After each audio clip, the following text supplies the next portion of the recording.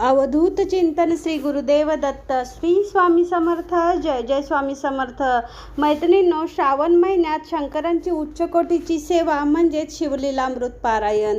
हे पारायण आपण कसे करावे, का करावे आणि या पारायणाचे नेमके महत्त्व काय, पारायणाची योग्य पद्धत आणि पारायणाचा कथासार काय आहे आणि आपण पारायणापूर्वी एक गोष्ट ही नक्की करायची आहे। ही गोष्ट कोणती, तर आपण याबद्दल आज आपण माहिती पाहणार आहोत। भगवान शंकरांच्या महिन्यासोबतच अध्यात्माच्या दृष्टीने अत्यंत पवित्र मानला जाणाऱ्या श्रावण महिन्याला आता सुरुवात झालेलीच आहे। श्रावण महिन्याच्या अगदी सुरुवातीच्या दिवसापासून अनेक भक्त भगवान शंकरांना प्रसन्न करण्यासाठी पुराण आणि वेदामध्ये सांगितल्याप्रमाणे आपल्या मनोकामना पूर्ण करण्यासाठी अनेक प्रकारच्या आराधना करत असतात।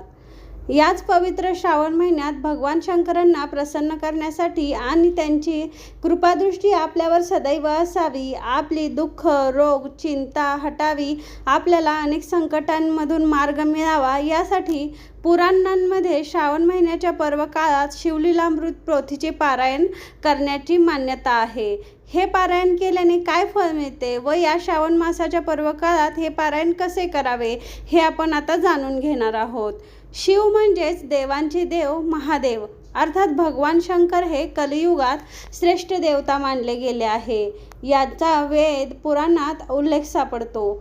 मनुष्य जन्म घेतलेल्या प्रत्येक व्यक्तीच्या आयुष्यात दुःख आणि संकट हे असतातच।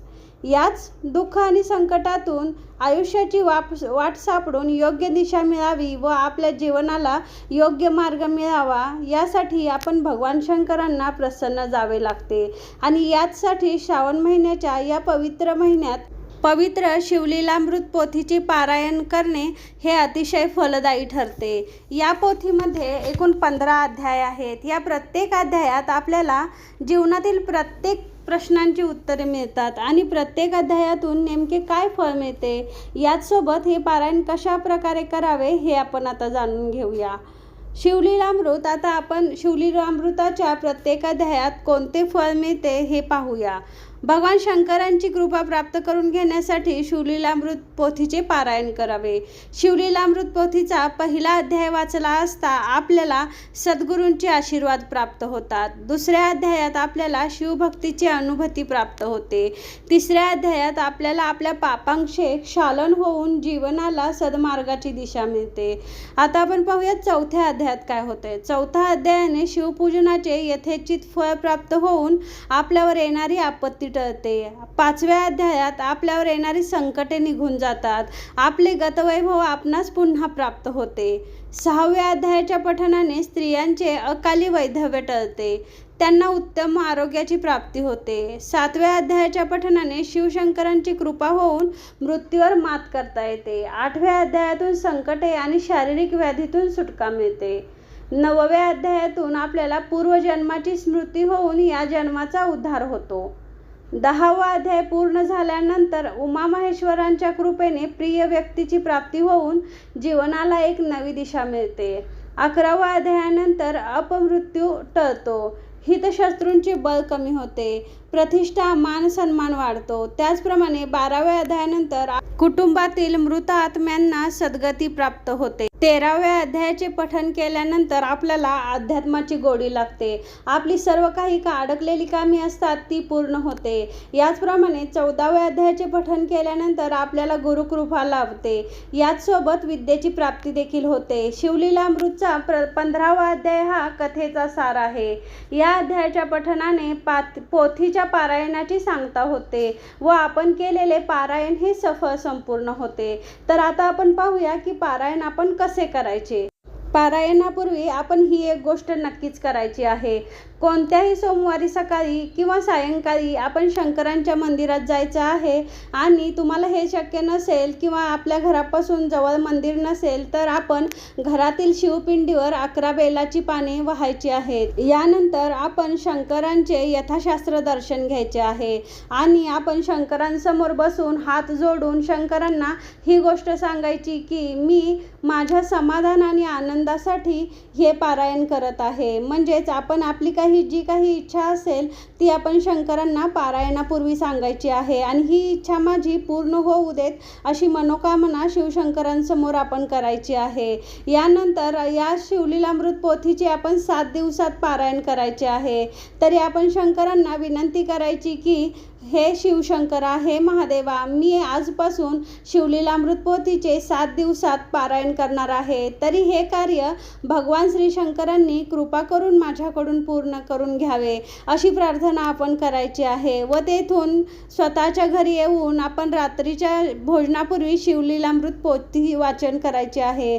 पोथी वाचण्यापूर्वी आपण स्वच्छ अंघोळ करून घ्यायची आहे व आपण देवघरासमोर बसून आपण हे पारायण करू शकतो. शक्य असल्यास आपण शिवमंदिरात देखील हे पारायण करू शकतो. शक्य नसल्यास आपण आपल्या घरातील देवघरासमोर बसून महादेवाच्या पिंडींची स्थापना करून आपण यासमोर शिवलीलामृताचे पारायण करू शकतो. तर आपण पाहूया की 7 दिवस आपण शिवलीलामृत पोथीचे पारायण कसे करायचे, कोणत्या वारी कोणते अध्याय वाचायचे.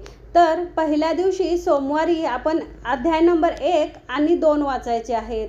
मंगळवारी आपण अध्याय नंबर 3 आणि 4 वाचायचे आहेत. बुधवारी आपण 5वा आणि 6वा अध्याय वाचायचा आहे. गुरुवारी 7 आणि 8 अध्याय वाचायचे आहेत. शुक्रवारी 9 आणि 10 वाचायचे आहेत आणि शनिवारी 11 आणि 12 वाचायचे आहेत आणि रविवारी आपण 13, 14, 15 हे पूर्ण अध्याय वाचायचे आहेत. पारायण करताना महत्त्वाची गोष्ट म्हणजे आपण पारायण करताना दिवा तेवत ठेवायचा आहे. पारायण संपल्यानंतर आपण शंकरांच्या मंदिरात जाऊन शंकरांपुढे यथाशक्ती तांदूळ व दक्षिणा ठेवायची आहे. शिवभक्त ब्राह्मण किंवा साधूंना यथाशक्ती दक्षिणा व पांढरे शुभ्र वस्त्र दान करायचे आहे. गरजू व्यक्तींनाही आपण यथायोग्य मदत करू शकतो. ही पोथी वाचताना एक नियम पाळायचा, म्हणजे ही पोथी वाचताना आपण अतिशय मनपूर्वक वाचायची आणि कोणतीही पोथी वाचताना आपण मनातल्या मनात पुटपुटत वाचायची नाही. ही पोथी वाचताना आपण किमान आपल्या कानाला ऐकू येईल अशा आवाजात वाचायची आहे किंवा ही पोथी मोठ्याने वाचली तरी देखील चालते. यानंतर आपण ही पोथी इतरांना देखील ऐकवू शकतो किंवा पारायण करताना आपल्यासोबत इतर व्यक्ती देखील पारायण ऐकावयास बसल्यास चालू शकते. ही पोथी वाचून झाल्यानंतर आपण 108 वेळा ओम नमः शिवाय, ओम नमः शिवाय या मंत्राचा जप करायचा आहे. आपल्याला जर शक्य असेल तर पूर्ण श्रावण महिन्यात आपण रोज 108 वेळा ओम नमः शिवाय या मंत्राचा जप करू शकतो. तर मैत्रिणी, या योग्य पद्धतीने संकल्प करून व नियम व अटी पाळून तुम्ही जर शिवलीलामृतचे पारायण केले तर तुमचे इच्छित फळ तुम्हाला नक्कीच प्राप्त होईल. घरात सुख शांती नांदेल व घरात कोणत्याही अडचण निर्माण होणार नाहीत. संकटांवर देखील मात होईल. तर अशा प्रकारे आपण शिवलीलामृतचे पारायण करून श्रावण महिन्यात आपण शिवशंकरांची सेवा करायची आहे आणि शिवशंकरांचे आशीर्वाद देखील मिळवायचे आहेत.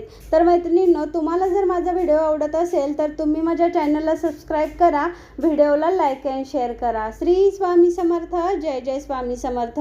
अवधूत चिंतन श्री गुरुदेव दत्त.